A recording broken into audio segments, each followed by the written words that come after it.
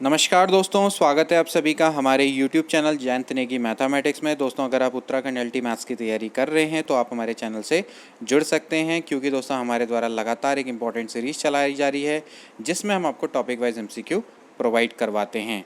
दोस्तों, पिछली वीडियो में हमने न्यूमेरिकल एनालिसिस के कुछ इंपॉर्टेंट MCQ डिस्कस किए थे। हमने ऑपरेटर्स के बारे में डिस्कस किया था और ऑपरेटर्स पर बेस्ड कुछ इम्पॉर्टेंट क्वेश्चंस भी सॉल्व किए थे। दोस्तों, अगर आपने वो वीडियोस नहीं देखी है तो आप उनको ज़रूर देखिएगा। ऑलरेडी प्लेलिस्ट मैंने बना रखी है, प्लेलिस्ट पर जाकर उन सारी वीडियोस को देख सकते हैं जो भी हमने न्यूमेरिकल एनालिसिस पर अपलोड करी है। दोस्तों, आज भी हम आपके लिए न्यूमेरिकल एनालिसिस के कुछ इंपॉर्टेंट टॉपिक्स लेकर आए हैं, जैसे कि न्यूटन रैप्सन मेथड। पहले हम इस मेथड को डिस्कस करेंगे और फिर इस पर बेस्ड कुछ इंपॉर्टेंट क्वेश्चंस भी करेंगे। अगर समय मिलेगा तो कुछ और मेथड्स भी डिस्कस कर लेंगे और उन पर बेस्ड क्वेश्चन भी डिस्कस कर लेंगे। अदरवाइज नेक्स्ट वीडियो में हम उसको बताएंगे। तो चलिए वीडियो को स्टार्ट करते हैं। तो दोस्तों, आज का टॉपिक है न्यूटन रैप्सन मेथड। सबसे पहले आपको पता होना चाहिए कि भाई algebraic equation of degree n क्या होती है। दोस्तों, जो इक्वेशन आपकी इस टाइप की फॉर्म में होती है a0 x की power n plus a1 x की power n minus 1 plus a2 x की power n minus 2 and so on. यहाँ पर आ जाएगा लास्ट में an बराबर 0, जहाँ पर a0 can not be equals to 0, ये 0 के बराबर नहीं होता है। और जहाँ पर a1 a2 से लेकर an ये सारे के सारे क्या होते हैं दोस्तों, आपके कांस्टेंट होते हैं। और n आपका क्या होता है दोस्तों, एक पॉजिटिव इंटीजर होता है। ठीक है, तो ये दोस्तों जो फॉर्म होती है इक्वेशन की, इसको हम algebraic equation of degree n बोलते हैं। अगर मैं इसको दोस्तों fx मान लूँ इस वाले पार्ट को, तो भाई fx बराबर क्या हो जाएगा, 0 हो जाएगा। ठीक है, अब आपने जैसे कि प्रीवियस क्लासेस में पढ़ा होगा कि अगर सपोज करो x की वैल्यू x0 रखने पर, अगर fx 0 रखने पर भी 0 आ जाता है तो वो दोस्तों क्या कहलाता है, इस अलजेब्रिक इक्वेशन का रूट कहलाता है। ठीक है ना, इसको हम क्या बोलते हैं, रूट बोलते हैं। ठीक, ये आपने प्रीवियस क्लासेस में पढ़ा है। ठीक, तो यहाँ पर दोस्तों हमने प्रीवियस क्लासेस में 3 ऑर्डर तक के रूट्स निकालने सीखे हैं। क्वाड्रेटिक इक्वेशन के तो हम सीखते ही हैं, ठीक है ना। लेकिन दोस्तों there are various numerical method जो इन अलजेब्रिक इक्वेशन को सॉल्व करने के लिए बहुत अप्रोप्रिएट है, क्योंकि आप न्यूमेरिकल एनालिसिस पढ़ रहे हैं तो कई सारी मेथड का दोस्तों हम उपयोग करते हैं। जैसे कि उसमें सबसे पहले आती है मेथड ऑफ इटरेशन। ठीक है ना, मेथड ऑफ इटरेशन आती है। इसके अलावा आती है फॉल्सी मेथड, या फिर इसको मेथड ऑफ फॉल्स पोजीशन या फिर मेथड ऑफ इंटरपोलेशन भी बोला जाता है। और फिर इसके बाद एक और मेथड आती है जिसको हम बोलते हैं न्यूटन रैप्सन मेथड। तो न्यूटन रैप्सन मेथड एक वैसी मेथड है जिसकी मदद से दोस्तों हम क्या कर सकते हैं, न्यूमेरिकल सॉल्यूशन निकाल सकते हैं अलजेब्रिक इक्वेशंस के। ठीक है, इसकी मदद से हम किसी अलजेब्रिक इक्वेशन के रूट्स को फाइंड आउट कर सकते हैं, उनकी अप्रॉक्सीमेट वैल्यू को निकाल सकते हैं। ठीक है, ये आपको आई होप समझ में आ गया होगा। तो दोस्तों, न्यूटन रैप्सन मेथड निकालने के लिए लेट्स सपोज करो हमारे पास fx बराबर 0 आपकी एक अलजेब्रिक इक्वेशन है और x0 दोस्तों इसका अप्रॉक्सीमेट रूट है। ठीक है ना, अप्रॉक्सीमेट इसका रूट है। और इफ़ जैसे कि हमने पढ़ा है दोस्तों कि x1 बराबर होता है x0 प्लस h, यानी कि जो इनके बीच का जो डिफरेंस है दोस्तों h का है। और लेट्स सपोज करो कि भाई जो fx0 प्लस h बराबर आ जाता है 0। ठीक है, यानी कि fx1 बराबर आता है 0। तो दोस्तों इसको हम टेलर थ्योरम की मदद से हम क्या कर सकते हैं, एक्सपेंड कर सकते हैं। तो क्या था दोस्तों टेलर थ्योरम, ये था भाई fx0 plus h f dash x0, ठीक है, plus h square upon 2 factorial f double dash x0, ठीक है, प्लस सो ऑन, बराबर क्या आ जाएगा, 0 आ जाएगा। ठीक, तो अब एक काम करते हैं दोस्तों, जो हम इसकी h की हायर पावर को, क्योंकि h काफ़ी स्मॉल होगा, तो हम क्या करते हैं कि भाई h की हायर पावर को हम नेग्लेक्ट कर देते हैं, h स्क्वायर और उससे ऊपर की पावर को। तो यहाँ से दोस्तों हमें मिल जाएगा भाई fx0 plus h f dash x0 बराबर आपका क्या आ जाएगा, 0। ठीक है, और यहाँ से दोस्तों हमें क्या हो जाएगी भाई, h की वैल्यू फाइंड आउट हो जाएगी, that is minus fx0 upon f dash x0। ठीक हो गया। तो यहाँ से सबसे पहले तो हमारे पास एक रिलेशन आ गया भाई, h बराबर होता है f dash minus f(x0) divided by f dash x0। ठीक, and as we know that कि भाई x1 बराबर होता है x0 plus h, so h की वैल्यू को अगर दोस्तों हम यहाँ पर पुट कर दें तो x0 minus fx0 upon f dash x0। Okay, तो ये दोस्तों मेथड ही आपकी क्या कहलाती है, न्यूटन रैप्सन मेथड कहलाती है। तो आपको इसकी मदद से दोस्तों आपको क्या मिला, एक अप्रोक्सीमेट रूट इसकी मदद से मिल गया। सिमिलरली दोस्तों हम क्या कर सकते हैं, x2 की वैल्यू निकाल सकते हैं। तो दोस्तों x2 की वैल्यू क्या हो जाएगी, आप यहीं से आप निकाल सकते हैं अंदाज़ा लगा के भाई क्या हो जाएगी, ये हो जाएगी x1 माइनस ये हो जाएगा भाई f(x1) अपॉन f(x1). ओके, इसी तरह से दोस्तों आप x3 निकाल सकते हैं और लास्ट में दोस्तों आप क्या निकाल लेंगे, xn। तो xn की जगह पे दोस्तों क्या हो जाएगा, xn minus 1 minus f(xn minus 1) upon f(xn minus 1). ठीक है, तो इस तरह से दोस्तों आप क्या कर सकते हैं, n रूट्स आप निकाल सकते हैं। जनरली वैसे फॉर्मूला इस टाइप की फॉर्म में भी दिया होता है कभी कभार, xn प्लस 1, यहाँ से भी आप इसको कर सकते हैं। तो xn प्लस 1 क्या हो जाएगा दोस्तों, xn minus f(xn) upon f(xn). ठीक हो गया, जहाँ पर आप n की वैल्यू को रखते हुए चले जाएंगे स्टार्ट फ्रॉम, देखिए यहाँ पर अगर आप यहाँ से अगर आप रखेंगे तो यहाँ स्टार्ट करेंगे आप n बराबर 1 2 3 से, यहाँ पर आप स्टार्ट कर सकते हैं n बराबर 0 1 2 3 से। ठीक है ना, तो ये दोस्तों आपकी क्या है, एक तरीके से आप क्या कर सकते हैं, एक एक करके देखिए स्टार्ट करेंगे आप, किससे स्टार्ट करेंगे, आप हमेशा n बराबर आप स्टार्ट करेंगे। जैसे अगर आपने ये वाला फॉर्मूला को अगर आप यूज़ करते हैं तो आप n बराबर 1 से स्टार्ट करेंगे, तो पहले आपको क्या मिलेगा दोस्तों, x1 मिलेगा। जब तक आप x1 नहीं निकालते तब तक आप x2 नहीं निकाल सकते, ये भी ध्यान रखना है, क्योंकि जैसा कि हमें पता है कि भाई जो x2 है वो किस पर डिपेंड करता है, वो x1 पर डिपेंड करता है। तो इस तरह से दोस्तों आप क्या करते हैं, जितना आप अप्रॉक्सीमेशन करते जाते हैं, जैसे इसको हम क्या बोलेंगे दोस्तों, फर्स्ट इटरेशन बोलेंगे, इसके बाद इसको क्या बोलेंगे, सेकंड इटरेशन या फिर सेकंड अप्रॉक्सीमेशन उसको बोलेंगे। तो जितना दोस्तों आप जितना ज़्यादा आप इसको अप्रॉक्सीमेट वैल्यू निकालते चले जाते हैं, उतना ही दोस्तों इसकी वैल्यू रूट के क्या होती है, नियर होती चली जाती है। माना सपोज करो अगर alpha is the original root, यानी कि एफ अल्फ़ा बराबर 0 है, तो आप x0, x1, x2, x3 इनकी वैल्यू को निकालेंगे तो ये दोस्तों अल्फ़ा के उतने ही नियर होती चले जाएगी। ठीक है ना, क्योंकि कभी कभार होता है क्या है कि भाई अल्फ़ा एग्जैक्ट वैल्यू नहीं निकल पाती है, तो इसकी मदद से, ये न्यूटन रैप्सन की मेथड से हम क्या कर सकते हैं दोस्तों, अप्रॉक्सीमेट नियरेस्ट वैल्यू को निकाल सकते हैं। तो इसके लिए जैसे हम x0 निकालेंगे तो ये फर्स्ट अप्रॉक्सीमेट वैल्यू आएगी। और जैसे कि आपको पता है कि भाई x0 क्या होता है, जैसे कि हमने बताया था कि भाई जैसे x0 तो आपको दिया होगा, वो तो आप निकालेंगे। ठीक है ना, x0 आप क्या करेंगे दोस्तों, अंदाजे से निकालेंगे। अब x0 को भी निकालने का तरीका होता है दोस्तों, इसको तरीका आपका क्या होता है कि जैसे सपोज अगर a और b है, ठीक है, माना आप इसको ध्यान से देखिएगा कि भाई सपोज करो अगर a और b आपका एक इंटरवल है, मान लेते हैं कि भाई a से लेकर b तक का एक इंटरवल है। ठीक, तो भाई इस पर आप fa और fb की वैल्यू को चेक कर सकते हैं। ठीक है, तो माना अगर ऐसा होता है कि भाई fa और इंटू fb ये अगर लेस देन 0 आता है, लेस देन 0 का मतलब है कि एक इनमें से पॉजिटिव है, एक इनमें से नेगेटिव है। ठीक है, और ये आपका कैसा फंक्शन है, कंटिन्यूस फंक्शन है। तो कंटिन्यूस फंक्शन के केस में होगा क्या, वैसे भी हम दोस्तों इसको ज़्यादातर एल्जेब्रिक की बात करें तो ये कंटिन्यूस फंक्शन ही होगा ऑफकोर्स, क्योंकि पॉलिनोमियल है। तो यहाँ पर दोस्तों होगा क्या कि जो रूट होगा वो a और b के बीच में लाई करेगा। ठीक है, ये आपको ध्यान में रखना है। ठीक, तो इसमें से हम क्या करते हैं दोस्तों, x0 को मान लेते हैं। अब वो कैसे मानेंगे कि भाई a या b में से आप क्या करेंगे, जिसके ज़्यादा क्लोज होगा fa की वैल्यू उसको हम रूट मान लेते हैं, यानी x0 a को भी मान सकते हैं और b को भी मान सकते हैं। ठीक है, यानी कि जो रूट के जितना करीब होगा, यानी कि जिसकी वैल्यू नियर टू 0 सबसे ज़्यादा करीब होगी।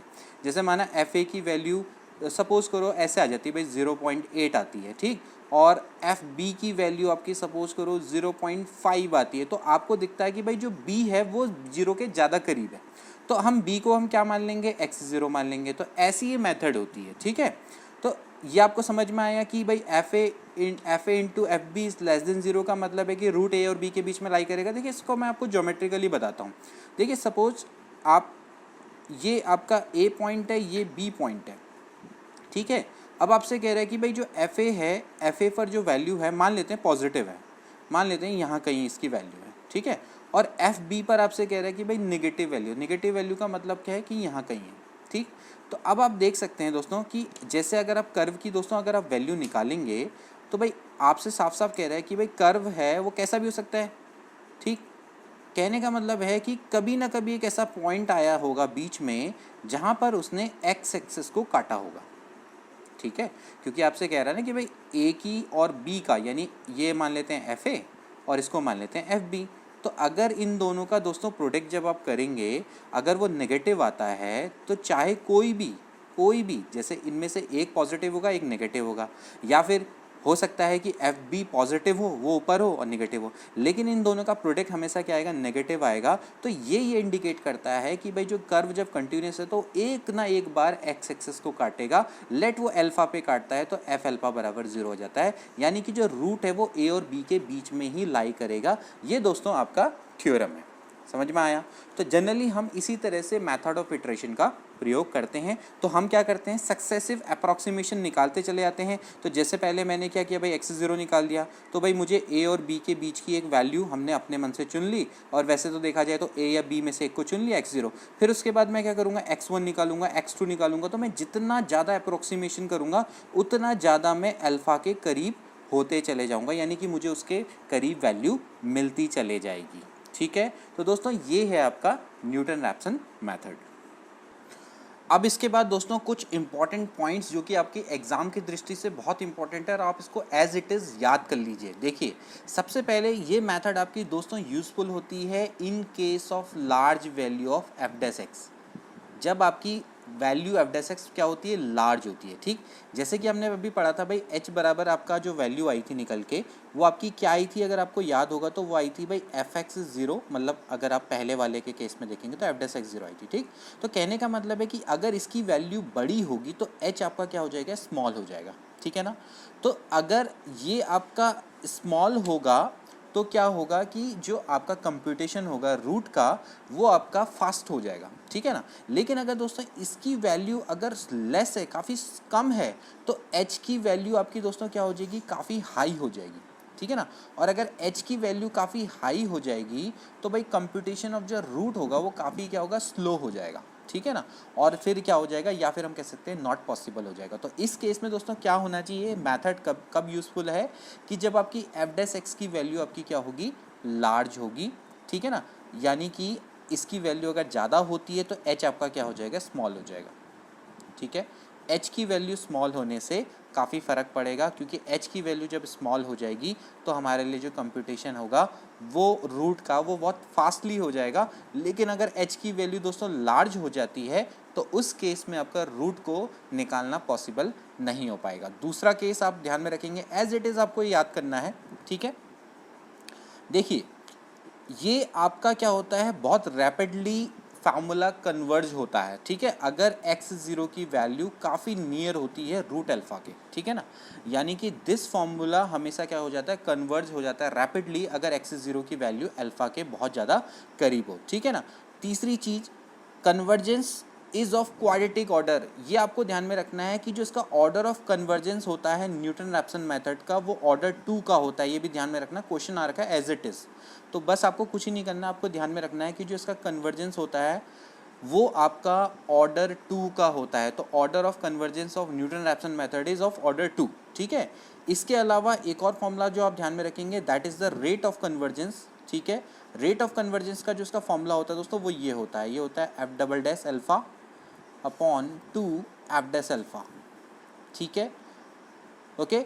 और इसके बाद दोस्तों एक और मेथड जो कि मैंने आपको बताई थी कि अगर x0 नहीं दिया हुआ है, x0 इज़ नॉट गिवन, तो आपको क्या करना पड़ता है, आप एज्यूम करते हैं 2 नंबर a और b सच दैट कि भाई F A into F B आपका क्या होगा, लेस देन 0 होगा। उसके बाद क्या होगा, जो रूट है वो आपका क्या होगा, अल्फा इन दोनों के बीच में लाई करेगा। और जो रूल मैंने आपको बता दिया, x0 की वैल्यू a के बराबर होगी अगर एफ ए क्या होगा, nearer to 0 then F B. ठीक है ना, एफ ए अगर 0 के बहुत ज़्यादा करीब होगा एफ बी से, और x0 बराबर b होगा अगर F B nearer to 0 then F A. तो ये कुछ इंपॉर्टेंट रूल है जो आपको दोस्तों ध्यान में रखने पड़ेंगे। ठीक है, चलिए अब कुछ क्वेश्चंस को सॉल्व करते हैं। तो देखिए दोस्तों, आज का पहला क्वेश्चन है, find first approximate root of equation by using Newton Raphson method. आपको X cube minus 3x minus 5 बराबर 0 का आपको पहला अप्रॉक्सीमेट रूट निकालना है। ज़्यादातर न्यूटन रैप्सन मेथड में आपके 1 या 2 मैक्सिमम से मैक्सिमम 2 वाले तक आते हैं एग्ज़ाम में, क्योंकि वरना वो बहुत लेंदी हो जाता है कैलकुलेशन। तो आपसे ज़्यादातर यही पूछा जाएगा। पिछले बार जो लेक्चरर का क्वेश्चन आया था उसमें भी आपका सेकंड अप्रॉक्सीमेशन तक ही पूछा गया था और ज़्यादातर उतना ही पूछा जाता है। तो चलिए देख लेते हैं। फर्स्ट अप्रॉक्सीमेट रूट निकालना है, काफ़ी सिंपल है। कैसे निकालते हैं, जैसे कि मैंने आपको बताया था भाई, क्या होता है x1 बराबर, फॉर्मूला क्या होता है, x1 बराबर x0 minus fx0 divided by f'(x0), ठीक है, यही होता है फॉर्मूला। तो अब आप देख लीजिए भाई, यहाँ पर से आपको क्या निकालना है। सबसे पहले आपको मैं इसको क्या मान लेता हूँ, fx मान लेता हूँ, ठीक है, ये fx है भाई। fx बराबर है x³ माइनस 3x माइनस 5, ठीक है, ये आपका fx है। तो आपको क्या दे रखा है दोस्तों, आपको दे रखा है भाई x0 बराबर 3। तो भाई x0 की वैल्यू आपको क्या दे रखी है, 3 दे रखी है। तो fx0 यानी कि आपको क्या निकालना है भाई, f3 निकालना है एक्चुअली। तो f3 यानी हो जाएगा भाई 3 का क्यूब माइनस 3 इंटू 3 माइनस 5, है ना। तो यहाँ से आप इसकी वैल्यू को निकाल लीजिए, हो जाएगा 27 माइनस 9 माइनस 5। तो 27 माइनस 9 माइनस 5, 9 और 5 कितना होता है भाई, 14, ठीक है। तो यहाँ पर से दोस्तों कितना हो जाएगा, 13 आ जाएगा, ठीक है। आप इसमें से माइनस कर देंगे, 27 में से 14 माइनस करेंगे, 13 आ जाएगा, ठीक है। इसके बाद आपको क्या निकालना है, f'(x0) निकालना है। तो पहले आप इसको क्या करेंगे, डिफरेंशिएट करेंगे, ठीक। तो डिफरेंशिएट करेंगे दोस्तों, कितना आएगा, ये आएगा भाई, चलो इसको देख लो, छोटा कर लेता हूँ। डिफरेंशिएट करके कितना आ जाएगा, ये आ जाएगा भाई 3x², x0 का स्क्वायर लिख देता हूँ, माइनस 3, है ना। तो यहाँ से 3 इंटू x0 का square, it simply means that आपको 3 का स्क्वायर निकालना है। तो यानी 9 माइनस 3, ठीक है।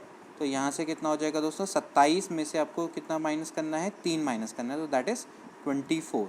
तो देन आपको क्या करना है, बस फॉर्मूले का उपयोग करना है। x1 बराबर क्या होता है, x0 minus fx0 divided by f'(x0), ठीक है। तो भाई x0 की वैल्यू आपकी कितनी है, 3 है, माइनस इसके बाद fx0 की वैल्यू अभी हमने निकाली थी, कितनी निकाली थी भाई, fx0 की वैल्यू ये निकली थी 13।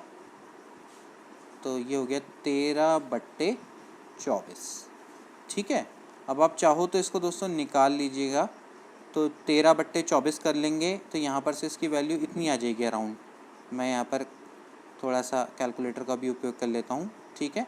तो यहाँ से आप इसको पहले ही सॉल्व करना है ना, रादर देन कि हम यहाँ पर एलसीएम लें और सॉल्व करें। न्यूमेरिकल एनालिसिस में क्वेश्चन आपको दोस्तों ऐसे ही करने पड़ेंगे। जब हम आगे जाके ट्रॉपिजॉइडल रूल और विडल्स रूल और ये न्यूमेरिकल इंटीग्रेशन के क्वेश्चंस करेंगे, तो वहाँ पर भी दोस्तों आप इसी मेथड से करना, तभी आपका एग्जैक्ट आंसर आएगा, ठीक। अब इसमें से आप इसको माइनस कर दीजिए, तो कितना आ जाएगा दोस्तों, ये आ जाएगा भाई 2.4583। तो ये आपका दोस्तों क्या आ गया, आपका पहला अप्रॉक्सीमेट रूट आ गया। कहने का मतलब ये है कि जो इसका रूट रहा होगा ये उसके बिल्कुल करीब है, यानी कि fx1 की जो वैल्यू है वो नियर टू होगी 0 के बराबर, ये आप समझिए, ठीक। तो ऐसे करके दोस्तों हम इन इक्वेशंस का रूट को निकाल पाते हैं। देखिए फर्स्ट अप्रॉक्सीमेशन। इसके बाद अगर हम चाहें तो x2 निकाल सकते हैं भाई। x2 की वैल्यू क्या हो जाएगी, ये हो जाएगा भाई x1 minus fx1 upon f'(x1). तो आप समझ रहे हैं ना कि आपकी प्रोसेस क्या रहेगी। अब आप x1 की वैल्यू रखेंगे उस इक्वेशन में तो थोड़ा लंबा हो जाएगा। देखिए 2.5483 रखेंगे तो थोड़ा लंबा हो सकता है ना। तो इसीलिए क्या होता है कि भाई ज़्यादा लेवल तक ये ज़्यादा आगे तक नहीं पूछे जाते हैं। फर्स्ट अप्रॉक्सीमेशन ज़्यादा से ज़्यादा सेकेंड अप्रॉक्सीमेशन उतना इनफ होता है दोस्तों, ठीक है। नेक्स्ट क्वेश्चन देखिए, find x1 and x2 for equation x³ minus 5x plus 3 बराबर 0 by using Newton Raphson method. अब अपनी न्यूटन रैप्सन मेथड की मदद से ये निकालना है, x³ minus 5x plus 3, late इसको मैं fx मान लेता हूँ, तो fx बराबर आपका 0 है, ठीक। अब आपको दोस्तों यहाँ पर x0 नहीं दिया हुआ है, तो आपको क्या करना पड़ेगा भाई, a और b को फाइंड आउट करना पड़ेगा। कैसे करते हैं, आप कुछ नहीं, स्टार्ट करिए 0 से, ठीक है। पहले आप इसमें रखिए 0।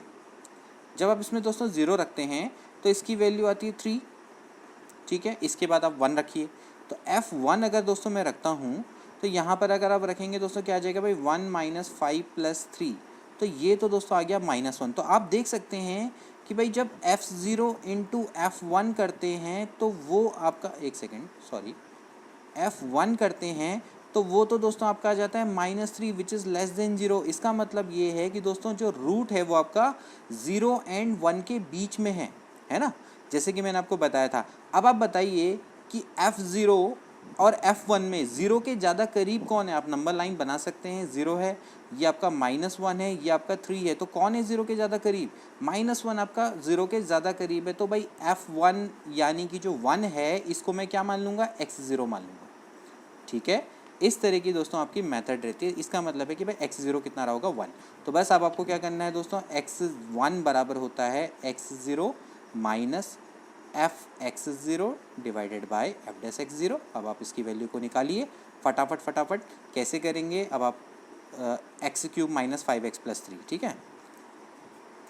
fx पहले तो आप f1 की वैल्यू निकालिए। f1 की वैल्यू हम ऑलरेडी निकाल चुके हैं। f1 की वैल्यू कितनी निकाली थी दोस्तों, हमने निकाली थी -1, ठीक है। अब आप पहले f'(x0) निकालिए। f'(x0) कितना हो जाएगा दोस्तों, इसको मैं थोड़ा छोटा कर लेता हूँ ताकि हमारे लिए सिंपल पड़ जाए। f' यानी हो जाएगा भाई 3x² माइनस 5, 3x0 का स्क्वायर माइनस 5, ठीक है। ये दोस्तों इसका होना चाहिए। इसके बाद हम क्या कर देंगे, इसमें 1 रख देंगे तो दैट इज़ -2, ठीक। तो इसकी वैल्यू तो आपकी आ गई -2। तो अब आप क्या करिए, x1 निकालिए। तो भाई x1 बराबर होता है आपका x0 की वैल्यू हमने क्या मानी है दोस्तों, ये हमने मानी है 1 माइनस, और इसके बाद हमने इसके बाद f(x0) इसकी वैल्यू भी दोस्तों हमने कितनी निकाली थी, वो हमने निकाली -1 डिवाइडेड बाई -2, ठीक है। तो ये हो जाएगा दोस्तों 1। अब ये देखो, ये तो कट गया तो 1 - 1/2 आ गया। तो 1 - 1/2 कितना आ गया, 1/2। अब इसको आप चाहो तो आप लिख दीजिए 0.5, ठीक है। अब आपको दोस्तों क्या निकालना है, आपको निकालना है x2 की वैल्यू क्या होती है भाई, x1 minus f(x1) divided by f'(x1), है ना। तो अब आप निकालिए इसमें वैल्यू से कि सबसे पहले क्या है यहाँ पर, पहले आप इसको लिख लिए, चलो x³ माइनस 5x प्लस 3, इसको बार बार लिखना पड़ेगा, x³ माइनस 5x प्लस 3, ये है दोस्तों आपका fx, ठीक है। अब आपको क्या करना है, f(x1) निकालना है, यानी कि आपने दोस्तों यहाँ पर f(x1) में यानी कि इसकी जगह पर आपने क्या रखना पड़ेगा दोस्तों, 0.5 रखना पड़ेगा। तो 0.5 का क्यूब या 1/2 भी रख सकते हो, अब आपकी चॉइस है। 0.5 प्लस 3, तो इसको सॉल्व करिए तो हो जाएगा भाई 125, यानी 0.125 माइनस 5 पंजे होता है भाई 25, ठीक है, और प्लस 3, ठीक। तो अब आप इसको सॉल्व करेंगे तो दोस्तों कितना आ जाएगा, इसको सॉल्व करिए तो ये आ जाएगा अराउंड 0.625, ठीक है। एक सेकंड, मैंने यहाँ पर थोड़ा सा गलती कर दी, इसको मैं यहाँ पर 5 पंजे 25 है ना, 2.5 आएगा, ठीक है। इसको मिटा देता हूँ, ये आपका 2.5 आएगा, ठीक है। तो ये आ जाएगा 0.625, ठीक हो गया भाई। अब इसके बाद आप क्या निकालिए, f'(x1) निकालिए।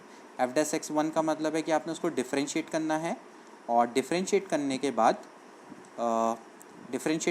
बाद उसमें अपने x1 रख देना है। तो भाई 3x² minus 5x, 3x1² minus 5, तो यहाँ पर हो जाएगा भाई 3 इंटू 0.5 का होल स्क्वायर माइनस 5, ठीक है। 0.5 का होल स्क्वायर करते हैं तो भाई 5 पंजे आ जाता है 25, तो 25 यहाँ ये हो जाएगा भाई 0.25 माइनस 5, तो 25 यहाँ होता है 75, यानी कि 0.75 यही आना चाहिए, ठीक है, -5। तो एक्चुअली ये कितना आ रहा है दोस्तों, ये माइनस में आ रहा है, -4.25 आ रहा है ना। तो यहाँ से आपको f'(x0) मिल गया। अब आप x2 निकाल लीजिए। x2 बराबर क्या होगा दोस्तों, ये होगा भाई x1 की वैल्यू है 0.5 जो कि अभी हमने निकाली थी, माइनस अभी हमने इसकी वैल्यू निकाली थी, ये निकाली थी 0.625 डिवाइडेड में -4.25, ठीक है दोस्तों। अब आप इसको निकाल लेंगे, सॉल्व कर लेंगे, तो 0.5, और इसको जब दोस्तों सॉल्व करेंगे मैं आपको डायरेक्टली निकालना हूँ ताकि समय बच जाए, 0.1471। अब इसको खुद कैलकुलेट कर लीजिएगा, ठीक है। इसको ऐड करेंगे तो भाई 6471 आ जाएगा। तो ये दोस्तों इस तरह से हम निकालते हैं। इसके बाद नेक्स्ट क्वेश्चन देखिए, using Newton Raphson method find an iterative formula to compute the reciprocal of a natural number n। काफ़ी अच्छा क्वेश्चन है दोस्तों और काफ़ी इंपॉर्टेंट है, बहुत इंपॉर्टेंट दोस्तों। इसकी टेक्निक रहेगी, आप इसको देखिए हम किस तरह से करेंगे इसको सॉल्व। आपको क्या करना है, इटरेटिव फॉर्मूला निकालना है to compute the reciprocal of a natural number n। तो लेट मैं मानता हूँ x बराबर है 1/n, क्योंकि आपको इसका रेसिप्रोकल निकालना है। तो भाई n बराबर क्या हो जाएगा, 1/x, है ना। तो यहाँ से दोस्तों क्या हो जाएगा भाई, n - 1/x बराबर 0, ठीक है। तो लेट मैं इसको क्या मान लेता हूँ, fx मान लेता हूँ। ठीक है, ये आप प्रोसेस को ध्यान में रखिएगा भाई, बहुत इंपॉर्टेंट ये प्रोसेस है। ठीक, तो भाई जब इसका डिफरेंशिएट करेंगे एफ डैश एक्स, बताइए क्या हो जाएगा, 1/x का डिफरेंशिएशन क्या हो जाता है, 1/x² माइनस में तो प्लस हो जाएगा। ठीक, तो यहाँ से अब आप जानते हैं भाई न्यूटन रैप्सन फॉर्मूला अपनी अभी मैंने आपको बताया था xn+1, लास्ट वाला जो फॉर्मूला बताया था xn माइनस क्या होता है fxn अपॉन f'(x_n) है ना। तो यहाँ से xn+1 बराबर आ जाएगा भाई xn माइनस fxn, यानी कि आपने क्या करना है, देखिए आपने fx की जगह पे यहाँ पर आपने x की जगह पे xn रख देना है। तो क्या हो जाएगा भाई n-1/xn। ठीक है, ठीक, यहाँ पर तक कोई भी दिक्कत नहीं है। डिवाइडेड बाय, अब इसकी वैल्यू आपने निकाली 1/x², तो यहाँ पर आप रख दीजिए x की जगह पर क्या रख दीजिए, xn रख दीजिए, तो ये हो जाएगा 1/xn²। ठीक है, तो यहाँ से xn+1 बराबर हो जाएगा xn माइनस, थोड़ा सॉल्व करिए, ये हो जाएगा भाई n(xn-1) मल्टीप्लाई में आ जाएगा भाई xn। ठीक हो गया, अब आप इसको समझ सकते हैं कि मैंने एलसीएम लिया और फिर काट दिया मैंने सॉल्व करके। ठीक है, तो ये जाएगा भाई xn minus n(xn² minus minus का प्लस xn। तो ये दोस्तों क्या आ जाएगा, यहाँ से आ जाएगा भाई twice of xn minus n(xn²। तो अगर मैं xn कॉमन ले लूँ तो बचेगा भाई कितना, 2 माइनस n(xn).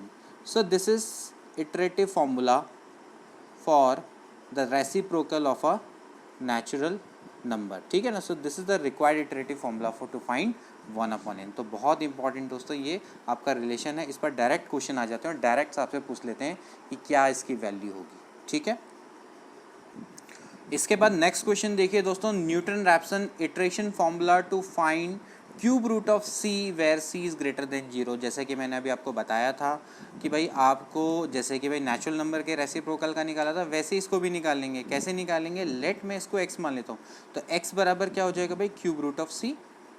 ठीक है, अब एक काम करता हूँ, बोथ साइड में क्या कर देता हूँ, क्यूब कर देता हूँ। तो भाई क्या हो जाएगा भाई, x³ बराबर c, तो x³ माइनस c बराबर आपका कितना है, 0। इसको मैं क्या मान लेता हूँ, fx मान लेता हूँ। ठीक है भाई, तो यहाँ से दोस्तों क्या हो जाएगा, यहाँ से आप ऐसे वैल्यू को निकाल सकते हैं। आप सबसे पहले आपको पता है कि भाई फॉर्मूला क्या होता है, फॉर्मूला होता है xn+1 बराबर होता है xn minus fxn divided by f'(xn), यही तो होता है। तो अब आपको क्या करना पड़ेगा दोस्तों, यहाँ पर इसकी वैल्यू को रख देना पड़ेगा। सबसे पहले आप क्या करिए, fx की वैल्यू तो आपको पता है, f'(x) निकाल लीजिए। f'(x) क्या हो जाएगा, इसको आप डिफरेंशिएट कर देंगे तो कितना आ जाएगा भाई, 3x² आ जाएगा। बस अब आपको इसकी वैल्यू को रख देना है, तो फटाफट से इसकी वैल्यू को रख देते हैं। तो यहाँ पर हो जाएगा भाई xn+1 बराबर xn माइनस fxn, यानी कि आपने क्या करना है, इसमें x की जगह पे xn रखना है। तो भाई xn³ minus c divided by ये यहाँ पर आप f'(xn) रखना है, यानी कि 3xn²। ठीक है, अब आप इसको सॉल्व करिए दोस्तों, तो क्या आएगा, यहाँ पर आप एलसीएम लीजिए तो ये हो जाएगा भाई 3xn² और यहाँ पर हो जाएगा भाई 3xn³ minus xn³ plus c। तो 3 में से 1 गया, 2 बचेगा, 2xn³ plus c divided by 3xn², xn+1। ठीक है, तो ये दोस्तों इसका राइट आंसर आना चाहिए। तो देखते हैं इस टाइप का आ रहा है। देखिए यहाँ पर आपका 2xn का कितना रहा, 2xn³ plus c upon 3xn²। तो देखा जाए तो दोस्तों इसका राइट आंसर कितना बैठता है, सी वाला ऑप्शन इसका बिल्कुल करेक्ट बैठता है कि भाई xn+1 बराबर 2xn³ plus c upon 3xn²। ठीक है, तो दोस्तों ये थे कुछ इम्पॉर्टेंट MCQ जो कि न्यूटन रैप्सन मेथड पर थे। वैसे तो कई सारे MCQ हम करवा सकते हैं, लेकिन इतना समय नहीं होता है। और क्योंकि कुछ MCQ दोस्तों आप अपने स्तर पर भी करिए, आपको मैंने मेथड्स बता दी हैं, आप उनसे भी कई सारे क्वेश्चंस कर सकते हैं। मिलते हैं अगली वीडियो में नए टॉपिक के संग। अभी तो न्यूमेरिकल एनालिसिस चलता रहेगा, नए टॉपिक का मतलब नए सब टॉपिक के संग इसमें अभी काफ़ी कुछ चीज़ें करानी रह गई हैं, तो उनको भी हम एक एक करके लगातार आपको करवाते रहेंगे। अगर आपको हमारा कार्य पसंद आता है तो प्लीज़ इसको लाइक शेयर सब्सक्राइब करना ना भूलें। दोस्तों नया चैनल है और सिर्फ गणित के छात्रों के लिए बनाया गया है, और मैं चाहता हूं कि आप लोग इसको दोस्तों ज़्यादा से ज़्यादा सपोर्ट करें और इसको ज़्यादा से ज़्यादा हम कह सकते हैं शेयर करें। ठीक है, तो मिलते हैं अगली वीडियो में। Take care and good bye.